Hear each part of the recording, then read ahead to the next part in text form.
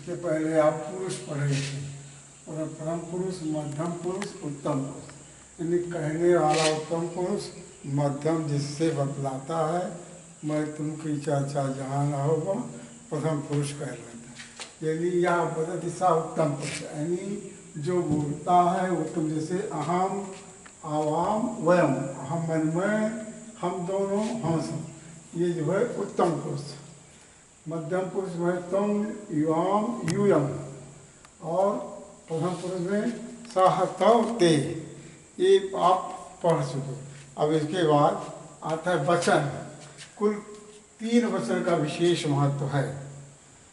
जैसे कहते हैं ना, वचन वचन के 3 है, वचन वचन के चक्कर में पड़कर क्यों अपना समय गंवाते हो। एक वस्तु जहाँ दिख पड़े था, एक वचन, कैसे वह, तुम, मैं, ये एक का संबोधन हो रहा है, इसीलिए एक वचन। और द्विव जहाँ दिख पड़े था, द्विवचन सब कहते हैं। जैसे वो दोनों, तुम दोनों, हम दोनों, सब में 2 है, इसलिए यहाँ द्विवचन। 2 से जितनी भी हुए सब बहुवचन कहलाते हैं। जैसे वह सब, तुम सब, वह सब, गाय चल रही हैं, बैल जा रहे हैं, आदि आदि, ये जो है बहुवचन। जैसे गीत में है, गीत लिख दे रहे हैं वचन।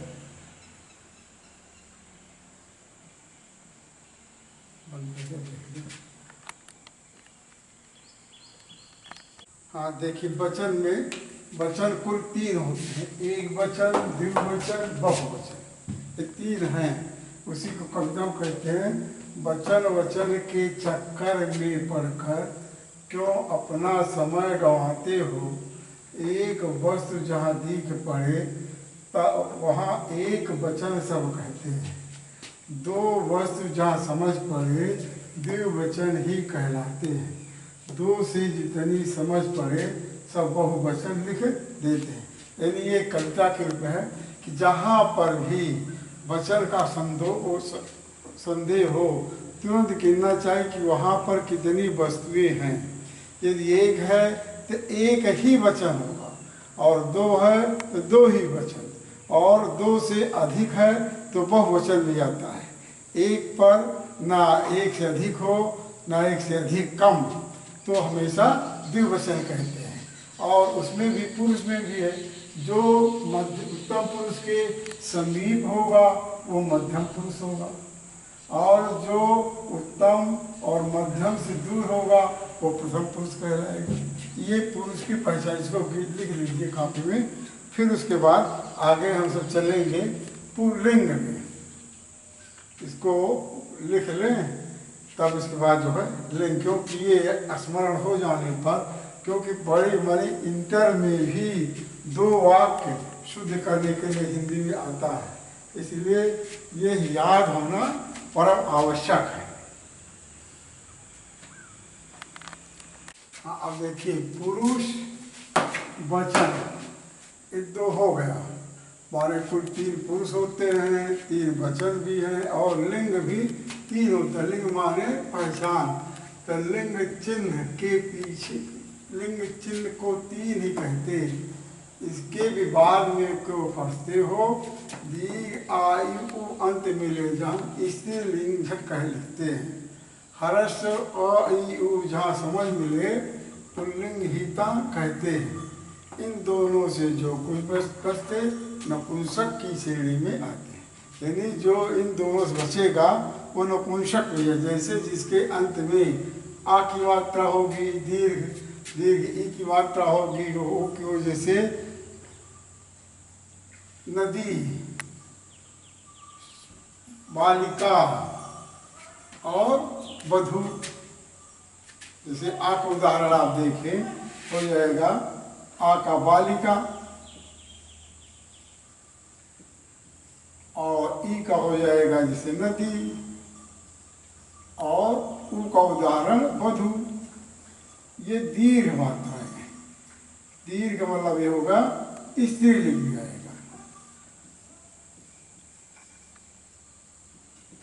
और जैसे हर्ष में बालक, मुनि, शिशु,